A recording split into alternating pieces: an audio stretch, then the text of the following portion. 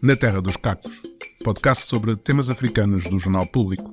Elísio Macamo e eu, António Rodrigues, discutimos quinzenalmente às quartas-feiras os assuntos de África. Porque, se como dizia o poeta moçambicano Eduardo White, os países africanos são hoje os grandes cacos e os pequenos cacos dos sonhos que eles partiram ontem, então todos devemos refletir a melhor forma de os colar. Bem-vindos a mais um episódio de Na Terra dos Cacos, o podcast do Jornal Público sobre temas africanos. Desta vez, eu e o professor Elísio Macamo vamos conversar sobre O Estrangeiro, o livro escrito pelo Nobel da Literatura Albert Camus, a propósito da estreia em Portugal, para a semana, da adaptação para cinema feita pelo cineasta francês François Ozon, com Benjamin Voisin no papel de Meursault. Um livro publicado em 1942 e que ainda hoje continua a ser de uma leitura absolutamente fantástica. Falaremos também de Moçambique e do Fundo Monetário Internacional, que considera que o país está exposto a vulnerabilidades significativas associadas a desequilíbrios internos e externos, a um crescimento modesto, a uma dívida pública elevada, a problemas de segurança, a fragilidades institucionais e a choques climáticos. Por isso, recomendo ao Governo levar a cabo reformas orçamentais e estruturais. Ao mesmo tempo, o Banco Mundial anunciou há dias que vai disponibilizar 6 mil milhões de dólares nos próximos 5 anos, com o objetivo principal de criar emprego. Na segunda parte, a nossa convidada será a escritora angolana Branca Clara das Neves, pseudónimo literário de Ana Luísa Teixeira, nascida no Luena, no leste de Angola, em 1956. Uma conversa a propósito do seu mais recente livro, Casa 75, publicado recentemente pela editora angolana Elivulo. Feita a introdução, vamos então à conversa. Primeiro romance publicado por Camus em 1942, em Argel, primeira parte da tetralogia que o escritor definiu como o ciclo do absurdo. O Estrangeiro, no seu discurso de aceitação do Prémio Nobel da Literatura, em 1957, em Estocolmo, explicava o escritor sobre este livro e sobre o que vinha a seguir, e sobre esta tetralogia. Tinha um plano preciso quando comecei a minha obra. Queria, antes de mais, exprimir a negação, sob 3 formas: romanesca, o estrangeiro; dramática, Calígula e o mal-entendido; e ideológica, o mito de Sísifo. Não poderia falar disso se não o tivesse vivido. Não tenho imaginação, mas era para mim, se assim quiserem, a dúvida metódica de René Descartes. O livro que começa assim: Hoje a mãe morreu. Ou se calhar ontem, não sei.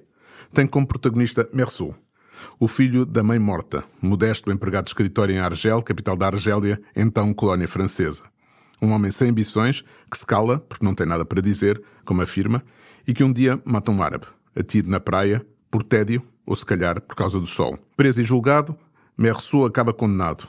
Não porque matou esse árabe, sobre o qual o tribunal não se importa o suficiente sequer para o tratar pelo nome, mas porque se recusa a comportar-se segundo as normas sociais francesas, mesmo as da França colonial. Meursault é condenado à morte porque não chorou no enterro da sua mãe.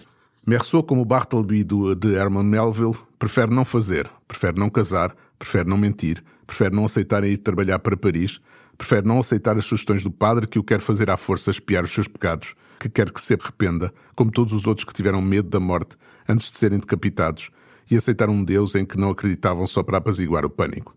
Ozon adaptou agora o livro que Luchino Visconti já havia adaptado em 1967 com Marcel Mastroianni interpretando Meursault. Desta vez, o principal papel foi entregue a Benjamin Voisin, que no preto e branco da fotografia, que lhe falta alguma profundidade nas sombras, consegue ser convincente na sua profunda banalidade. Professor, antes de lhe perguntar sobre o filme, gostava de saber qual é a sua relação com o livro do Camus e a sua filosofia do absurdo. Bom, é uma relação antiga, na verdade, porque eu formei-me nos anos 80 e formei-me numa altura em que não se falava de outra coisa senão da desconstrução, e foi nesse contexto que foram recuperados vários autores, sobretudo autores franceses, e falou-se muito, por exemplo, da filosofia existencialista de Jean-Paul Sartre, e que tem uma forte ligação naturalmente com Albert Camus. E então foi nessa altura que eu de facto li as obras dele, só que aquilo ali tinha assim uma espécie de paradoxo, não é? Porque enquanto a gente se deleitava com esta reflexão sobre a falta de sentido, né? no trabalho de reflexão intelectual que nós fazíamos, estávamos à procura de sentido. Então, essa tensão aí, eu recordo um pouco disso aí. É verdade que a gente não discutiu a questão assim tanto, mas de facto havia essa situação paradoxal, não é? E é sempre bom, Uhum. sabe, voltar a Camus, sobretudo a este livro aqui em particular, porque tem várias situações que fazem uma pessoa pensar seriamente, né? Yeah, por enquanto isso só. Uhum.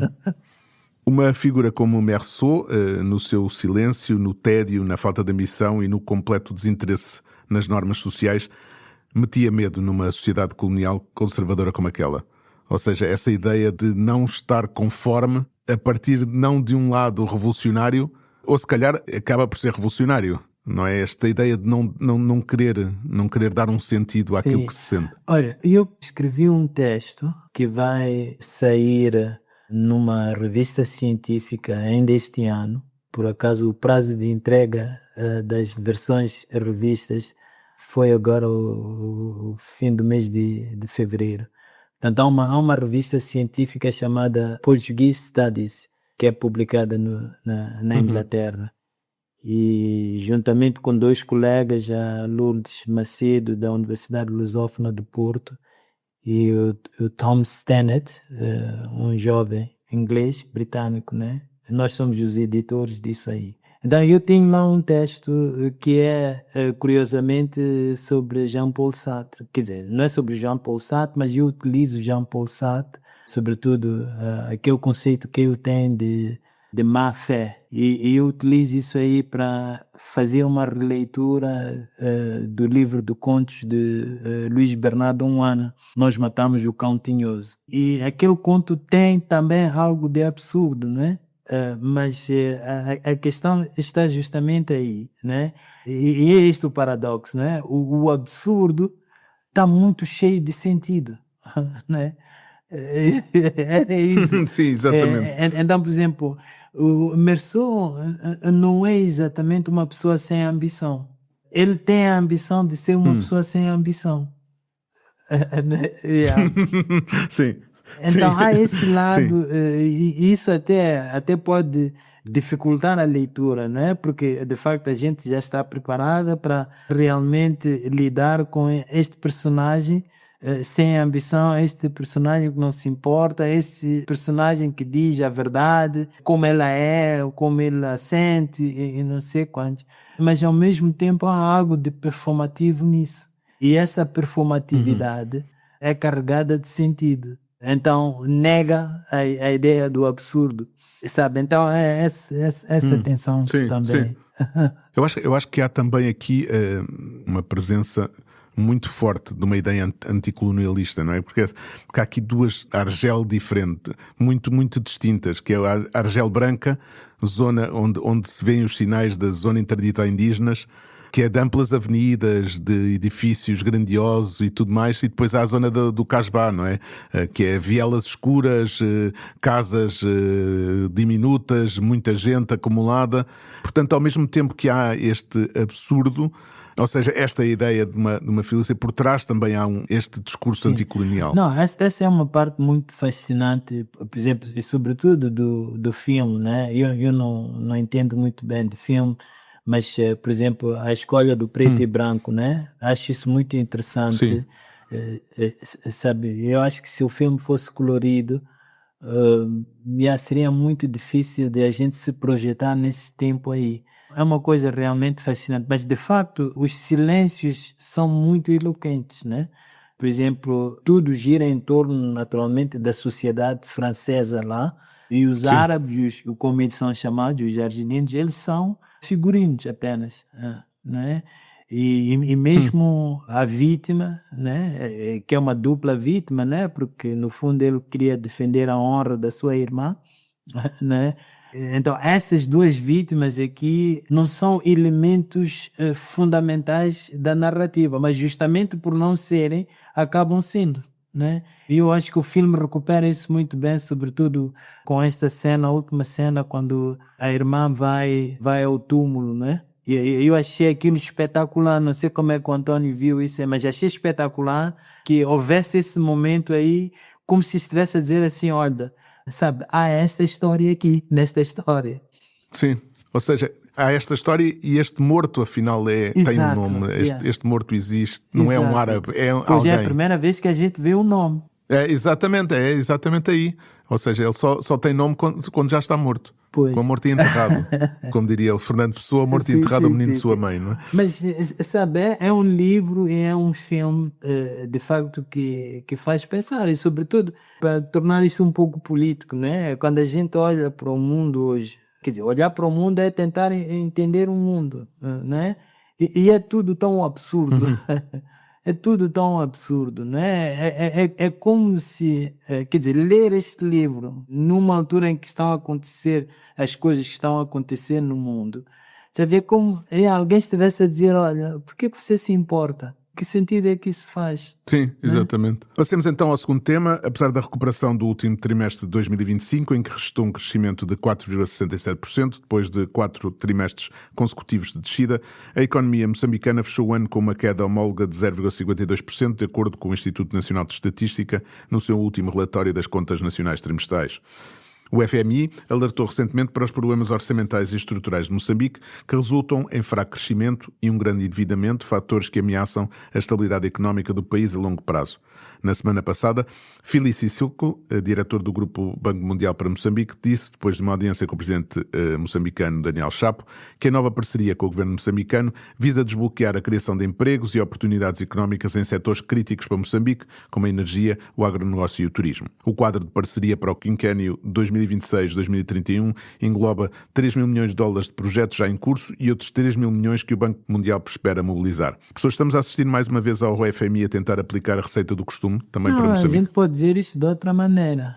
Estamos a assistir mais uma vez o governo de Moçambique a desistir da sua soberania, né? Porque para mim o problema essencial aqui não é o FMI. O FMI faz aquilo que sempre fez, né? E sempre fez isso em qualquer país, não interessa onde, fez as mesmas coisas em Portugal, fez as mesmas coisas na Inglaterra nos anos 70. Portanto, não está a fazer nada surpreendente. O que para mim é surpreendente é que um governo que proclama de viva voz quer levar o país à independência econômica, né? Não tenha nenhuma dificuldade em negociar esse tipo de coisas com o FMI. Naturalmente que Moçambique não está em condições de financiar o seu próprio desenvolvimento, né? Precisa de recursos de fora. E, infelizmente, esses recursos só podem vir no contexto de acordos com as instituições da Bretton Woods. Portanto, isso para mim está claro e não precisa de ser discutido. O que me incomoda na atitude dos governantes moçambicanos é esta delegação da sua soberania.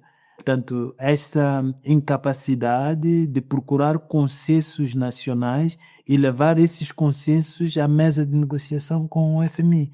Portanto, praticamente o que está a acontecer é que o governo moçambicano está essencialmente a enganar o seu eleitorado, né? Porque nada disto que discute com o FMI faz parte do programa do governo, do seu manifesto, né? Não disse, olha, no manifesto não disse que nós vamos negociar isto com o FMI, né? Então, significa que seria importante, e para ter credibilidade, para ter legitimidade, seria importante que antes da negociação com o FMI, que essas coisas fossem discutidas em Moçambique e que fossem aprovadas pelo Parlamento. Então, isso é que me incomoda nesta história toda. E incomoda-me ainda mais que muita gente em Moçambique não tenha consciência de que isto seja um problema.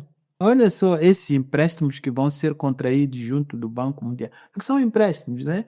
É o que nunca se diz, né? Mas é dinheiro que vai ter que ser pago, né? A gente fala de não sei quantos bilhões, mas é dinheiro que vai ser pago. Não é fundo perdido. Mas sabe, então alguém contrai, quer dizer, empréstimos, dívidas, faz dívidas em nosso nome, mas nós não temos palavra nisso.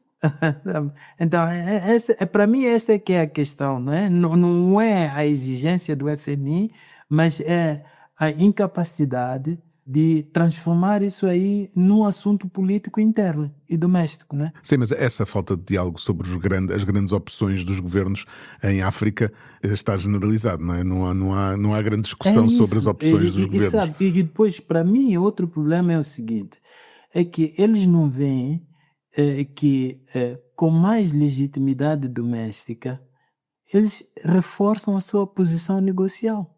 Né? Sabe, há uma grande diferença, por exemplo, o que está a acontecer agora. Nós temos o pessoal do setor de saúde em Moçambique em greve, praticamente. E uma das exigências do Fundo Monetário é que essa gente que está em greve tenha ainda mais razões para estar em greve. Mas não passa pela cabeça dos nossos governantes que faria uma grande diferença se discutisse aquilo que quer pedir ao FMI em Moçambique, por exemplo, no Parlamento, e que ouvisse as pessoas a dizerem que, olha, isto nós não aceitamos, e levar isso aí para o Fundo Monetário e dizer que, olha, nós gostaríamos de fazer isto, mas em Moçambique isto aqui não se aceita. Não estou a dizer que o FMI vai dizer, ok, se em Moçambique não aceitam, então vamos fazer assim. Mas isso reforça a posição negocial do governo, portanto, porque ele é um negociante legítimo, né? Ele está a dizer aquilo que é resultado de deliberação interna, deliberação doméstica. Mas não, toda a deliberação é feita entre o governo e o Fundo Monetário Internacional. Portanto, nós praticamente não precisamos do sistema político que nós temos. Né? Não serve para nada. Sim. Bem, chegamos ao fim da primeira parte deste Na Terra dos Cacos. Vamos agora receber a nossa convidada deste episódio.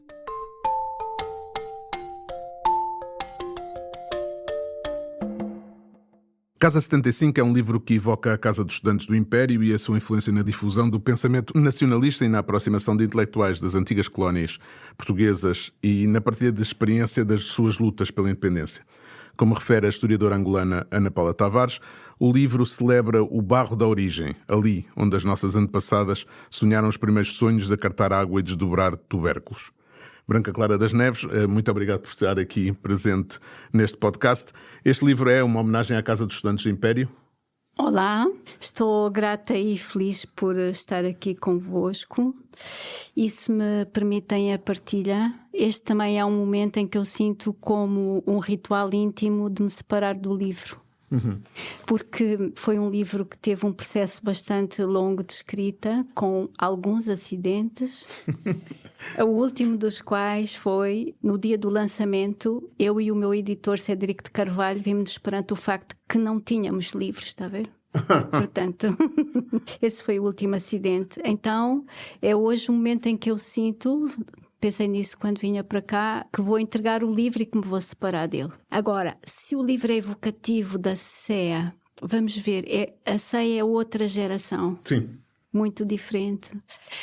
Mas como uma personagem do livro, uma cabo-verdiana que se chama Fitinha e que vem estudar física, ela tem um momento em que estão todos naqueles saraus culturais, falando e cantando e tal, e discutindo.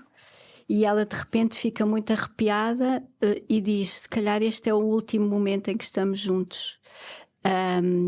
Mas não, a casa é eterna. E portanto é este conceito da casa eterna, ou seja, do apelo comunitário dos resistentes, não é? Sim. Em várias fases da história, que o livro apela a esta situação de quase como se a casa fosse uma ilha que se fosse reproduzindo, não é? E também ao mesmo tempo há um fator que eu acho incrível e que vivi de certa maneira, que é a convergência da idade com a idade da Revolução. Portanto, quando estamos ali nos 20, não é? Sim. Está tudo a desabrochar e o país também, e a independência, e portanto é toda essa esperança absolutamente jubilosa que se pretende celebrar aqui. Aliás, há uma citação que eu transcrevi aqui, que é: há que tempo largo esse, manos, como que circulávamos juntos por festas, assembleias, pelos livros, nosso desabrochar coincidindo vertiginosamente com o romper dos nossos países. Portanto, há aqui este paralelismo entre uma geração que não é da geração da utopia, mas é uma geração posterior, mas é a geração que acompanha essa luta e que depois chega à idade adulta com o nascimento dos países, não é? Sem dúvida. E ao mesmo tempo este conflito de estar longe, porque os estudantes estão a acabar os seus cursos tão longe. e os países estão a ser independentes, e há o 11 de novembro e não estão lá, e há o 24 de setembro e não estão lá, e há o 5 de julho e não estão lá. Portanto, é isto. E ao mesmo tempo, uma coisa que me atraiu muito em termos de investigação foi também a riqueza do processo de transição. Não é? Foi um processo de transição forte e aberto e largo, e nos processos de transição há sempre imensas possibilidades abertas, não é?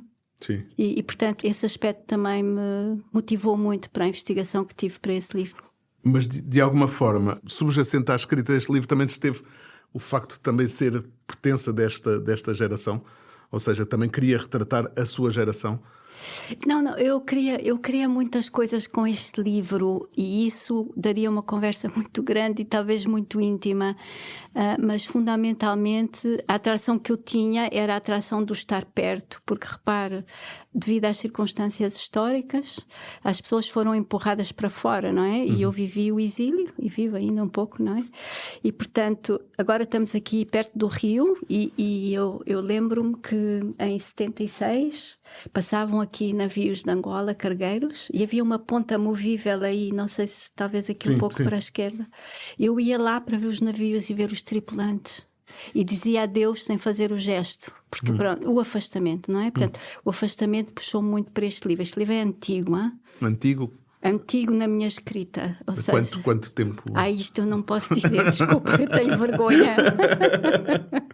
Não sei, eu tenho um livro na minha cabeça que está há 20 e alguns anos para sair. Eu vou construindo capítulos na minha cabeça e ainda não o escrevi. É um livro antigo, mas ao mesmo tempo aqueles que fiz antes parece que obedecem a uma certa etapa inconsciente, não é? A primeira, Luanda-Lisboa, portanto a viagem da Maria Benta e as minhas raízes do Mochico por aí fora, né? A segunda, que é uma homenagem à cosmogonia Congo, em Kikongo e francês e tudo. E este que foi sempre muito intestino e tal. E agora estou muito contente por me poder separar dele para ir para outra viagem. Professor? Sim, não, eu estava a gostar da vossa conversa. E sobretudo da linguagem muito poética que estou aqui a ouvir da Branca, né? Mas eu retive uma coisa. Ela falou de riqueza para descrever um momento. Isso interessou-me bastante. Eu gostaria de perceber muito bem em que sentido é que vê o momento como sendo rico, no sentido de ele abrir a nossa imaginação, deixar que a gente dê largas à imaginação, no sentido do significado profundo que o momento tem. Como é que explica esta riqueza? Estamos a falar, professor, da riqueza do tempo de transição, não é? Sim. É que no tempo de transição há muitos futuros, imensos futuros. E conforme as personalidades das pessoas e a sua condição, e aqui temos várias coisas, temos pessoas brancas, temos pessoas negras, não é? Temos pessoas bastante intelectuais e de famílias ricas, como é a personagem guineense, por exemplo, o Roberto, não é?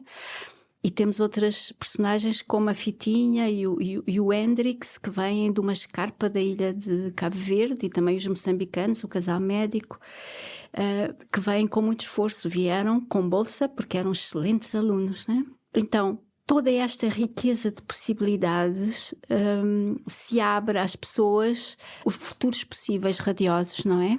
É esta riqueza que eu também me refiro, e também à riqueza de mudança de costumes, não é? Aqui é o fim do Império, é o desabrochar até erótico das personagens. Há a relação homem-homem, homem-mulher, não é? Que se prepara aqui. Há as paixões. A primeira paixão é a pátria aqui, né? Mas também há as outras paixões.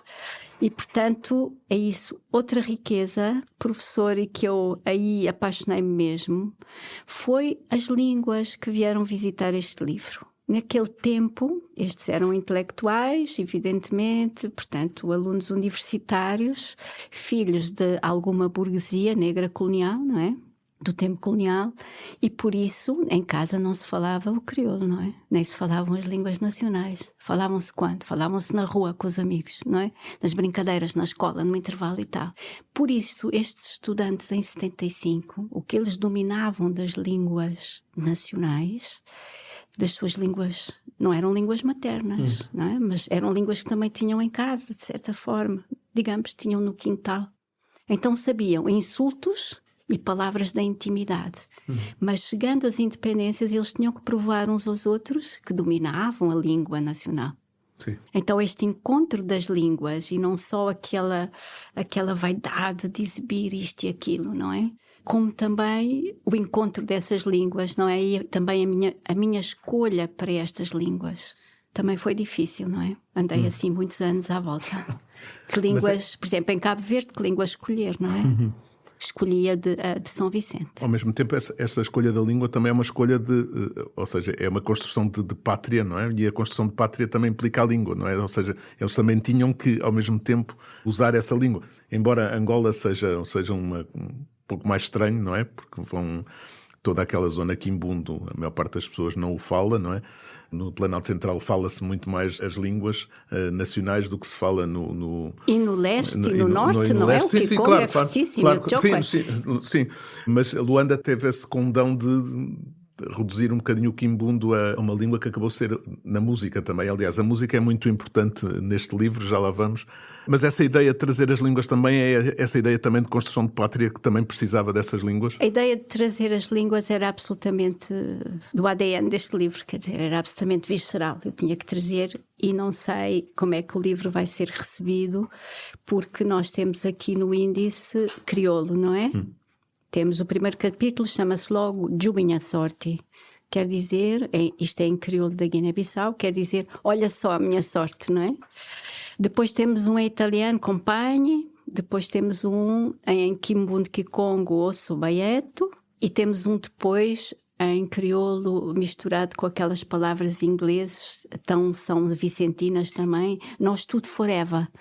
Isto é um bocadinho a ideia da casa eterna. Da casa dos estudantes eterna. Sim. Nós tudo forever. Sim. Portanto, a fitinha fica, nós vamos ser tudo forever. Sim.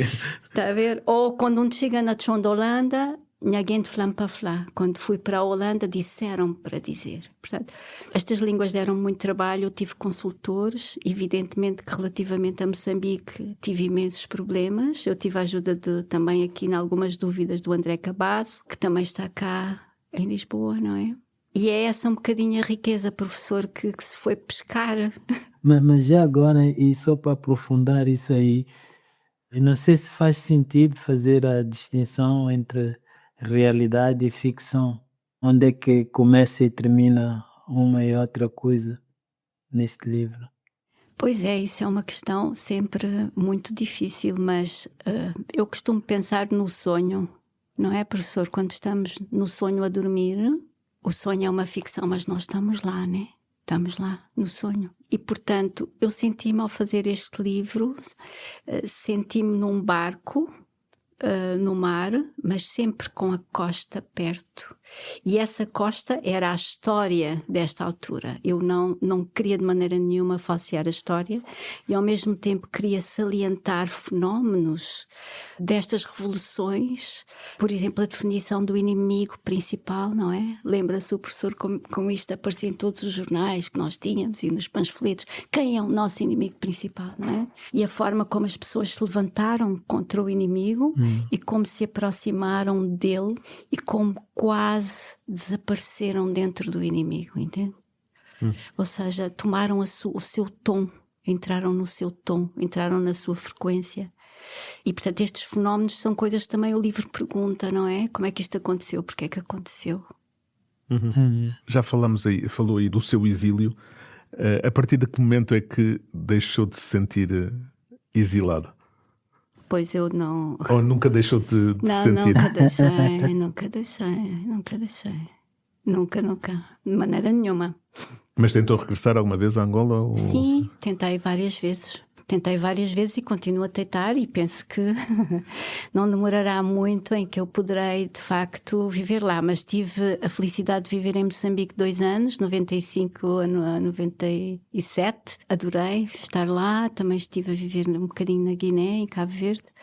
Passei sempre também um bocadinho por Santo Tomé. Santo Tomé também aparece neste livro como uma força grande, principalmente como uma força cultural, porque outra preocupação que eu tive foi quais são aqueles aspectos culturais que na verdade fazem falta aos dias de hoje.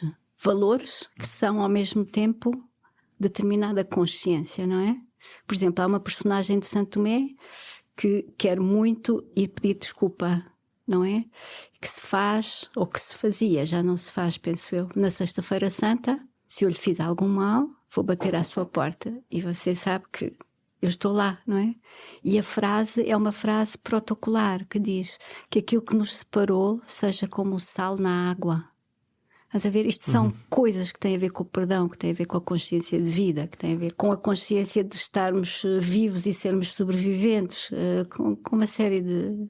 com consciência, muito tipo de consciência, que na verdade a cultura comeu.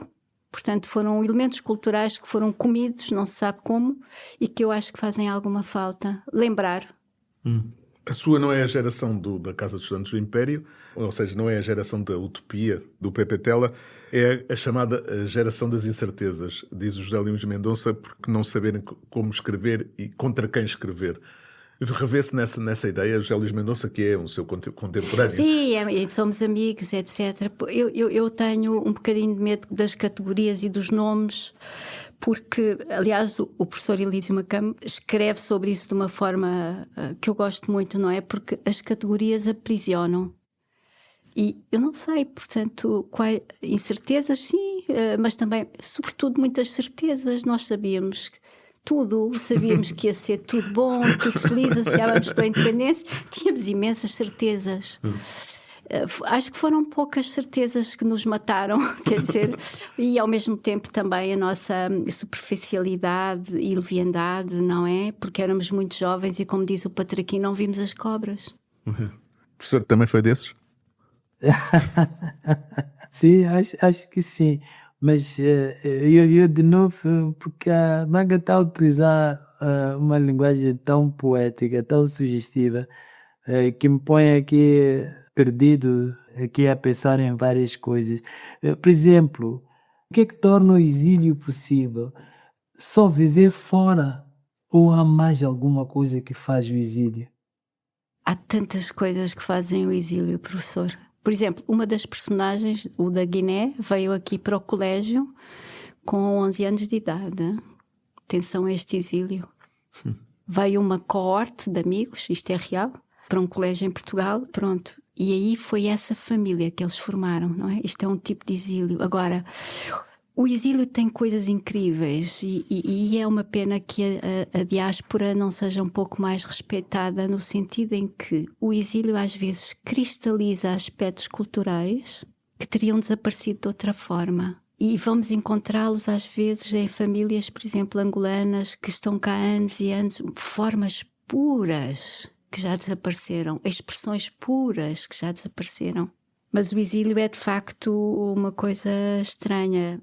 Um dos aspectos que os exílios africanos têm é a capacidade de nomear, talvez, não sei, não tenho muita certeza disto, nomear o outro em espelho da forma como eles nos nomeou. Eu vou explicar que isto parece, estou um bocadinho baralhada, no discurso, que é, as pessoas dizem África, a Europa diz África. Em que medida é que este África não é uma construção epistemológica europeia? Então, nós dizemos aqui no livro Mputoville, para dizer Europa, que é uma nomeação a partir da África. Por exemplo, esta construção que nós temos que começar a fazer, e esta construção talvez seja mais possível em termos da disponibilidade psicológica e da saudade na diáspora. Talvez, não sei. Mas também há o outro lado, professor, não é? De sermos considerados sempre em Angola os basados, os que partilham, os que estão sim, longe, sim, não é? sim, Aqueles que vivem uma vida ótima lá fora, os ricos. Quando voltamos ao país temos sempre este olhar de rico em cima de nós. Pronto, e talvez esta ponte seja necessário construir, não é? Esta ponte entre o que está e o que foi. A dificuldade no regresso também não tem a ver com isso, não tem a ver com o facto de não se ser já nem de um lado nem do outro, ou seja, não se ser da Angola de onde partiu, e ao regressar a Angola para onde vai já não é a Angola de onde partiu, já não é vista como alguém dali. Ou seja, no fundo, se calhar o exilado é o que vive num país que não existe. Acho essa pergunta muito interessante. Queria talvez complicar a pergunta um pouco mais. A pergunta é assim, se calhar a questão não é voltar a Angola ou a Moçambique, a questão é que provavelmente o exílio constrói um novo país. E então há esse choque entre o país que a gente constrói e o país real, entre aspas, né? E que a dificuldade esteja aí. Pois, infelizmente não me revejo nada nessas coisas. A minha dificuldade de regresso é apenas económica. Na verdade, eu tenho sempre atualizado, na medida do possível, o meu estar no país. Agora, entendo que haja essa noção de exílio muito bem, não é? E o próprio Said também tratou bastante disso. E aquele intelectual que eu gosto muito da Tunísia, não é? Como é que ele se chamava? Já não me lembro. Tratou imenso isso, ele esteve em Paris. Agora, tudo isso, mas eu não gosto, se há um país chamado exílio, eu não gosto mesmo desse exílio, não é? Quer dizer... E isto é uma coisa também física. Queria dizer ao professor aqui também, às pessoas que nos ouvem, que há um escritor moçambicano que eu li muito para este livro e gostava muito de ser o nome dele, que é o Barrassama Damoji. Escreveu um livro chamado Milagres de um Sonho. E foi, portanto, a minha dificuldade que eu tinha em termos de estar com moçambicanos e por causa da língua foi um pouco suprida pela leitura repetida, portanto, deste livro. Falamos da música, ou falei eu da música, é uma parte importante deste livro. Aliás, tem todo um anexo de capas de livros que me deixou com água na boca e com a ideia de que podemos talvez marcar uma conversa para outra altura para falar sobre a música de Angola e os percursos da música de Angola e como elas foram importantes, como a música foi importante também para o discurso nacionalista e para a construção da ideia de uma Angola independente. Absolutamente antecipatório. Sim. Como a literatura, aliás. Exatamente. Eu trabalhei num projeto de história da música de Angola chamado Yeto, a nossa música, que infelizmente ficou um bocado invisibilizado pelo patrocinador que acabou por tirar o site do ar. Tinha um site, aquilo foi um documentário, foi um conjunto de 4 CDs e tinha um site também com toda uma panóplia que fui eu que escrevi, de perfis de muita gente da música de Angola que pura e simplesmente desapareceu e que já não está acessível, infelizmente. Pois, que pena. Mas aquilo que eu queria perguntar é: a experiência de ler este livro melhora muito se for usado a banda sonora? Pois, claro. Recomendada. Um dos meus sonhos com este livro era ter uma daquelas coisas, como é que se chamam? QR Code. Sim. Que as pessoas liam, por exemplo, relativamente às mornas de Cabo Verde, ou relativamente ao hino da Frelimo, que atravessa aqui este livro como um som que acalma estranhamente as pessoas, o hino da Frelimo, porque tem uma forte componente de cântico religioso, que as pessoas pudessem, ao ler, imediatamente com o QR Code ouvir. Seria ótimo, mas isto levanta direitos de autor, etc. Pois, tem esse por exemplo, problema. as letras do Zé Carlos Schwartz da Guiné atravessam o livro. Como era bom ouvir a voz dele, não é? Sim. O próprio Sofia Rosa, não é? Que também sim, faz sim, parte faz parte deste livro com muita força. Pois, mas isso não foi possível, portanto fiz a lista no fim. Para a pessoa poder, todas. Sim, se tiver a oportunidade de conseguir. Sim, quem sabe um dia faça-se um CD, não é? Exatamente. Vamos ter de encerrar por aqui. A professora ainda tinha alguma última pergunta? Ou... Talvez só insistir um bocadinho só nesta questão da ficção e da realidade e perguntar, quando a gente escreve, eu não escrevo ficção, não é? Mas quando a gente escreve, a gente fica com um entendimento diferente do que realmente se passou. É possível isso? É possível, sim. É possível porque estamos a trabalhar com personagens e, portanto, aquela personagem tem uma ótica que a outra não tem e que o escritor também não tem e que o narrador também não tem. Por isso, o esforço aqui, professor, foi de servir-se, portanto, da oralidade para trazer para esta história vários narradores. Esta história tem vários narradores. Portanto, há um narrador principal que está a contar a história, etc. e tal, e depois há conjuntos de narradores, mortos ou vivos, isso depois os leitores descobrirão, que vêm contestar aquilo que se está a passar. Isto responde um pouco à sua questão, professor. Não é? Sim. Por exemplo, a questão do inimigo, não é? Venham dizer, não senhora, o inimigo não é nada assim, não é? Ou outro diz, tu foste contagiado pelo inimigo, ou assumiste a cor do inimigo, não é? Ou dizer, não é nada revolucionário, ou é revolucionário. Portanto, as opiniões de cada um estão ali em conversa, não é? Como se fossem espíritos. E não venham chamar isto realismo mágico. Porque isto é realismo africano, não é? Sim. E pronto, então vamos terminar por aqui esta conversa. Muito obrigado por ter estado connosco. Obrigada. Gostei muito de estar cá. E fica essa ideia de podermos conversar um dia destes sobre a música.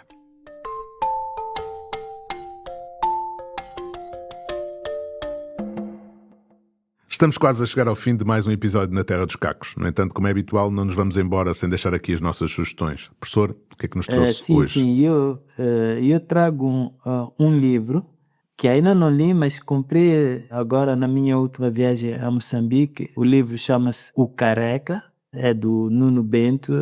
É um livro interessante porque é de um português que foi viver em Moçambique nos anos 70. E então ele faz o relato da experiência da sua família nessa trajetória, nesse percurso. E eu considero esse tipo de livros aqui muito interessante, quer dizer, porque não é um livro de história, é um livro de vivência, mas que documenta aspectos da história que escapam à historiografia, né? Então, chama-se O Careca, um legado entre dois mundos, e estou muito ansioso. Talvez o leia já na Páscoa, né? Vamos ter alguns dias de férias. Eu, pela minha parte, venho falar de um filme, Balane 3, que estreou na passada quinta-feira em Portugal, realizado por Ico Costa, que já foi um dos entrevistados Na Terra dos Cacos. Balane 3 é um documentário sobre vários habitantes do bairro do mesmo nome, sobre o bairro, sobre esses habitantes, e este bairro é um bairro de Inhambane.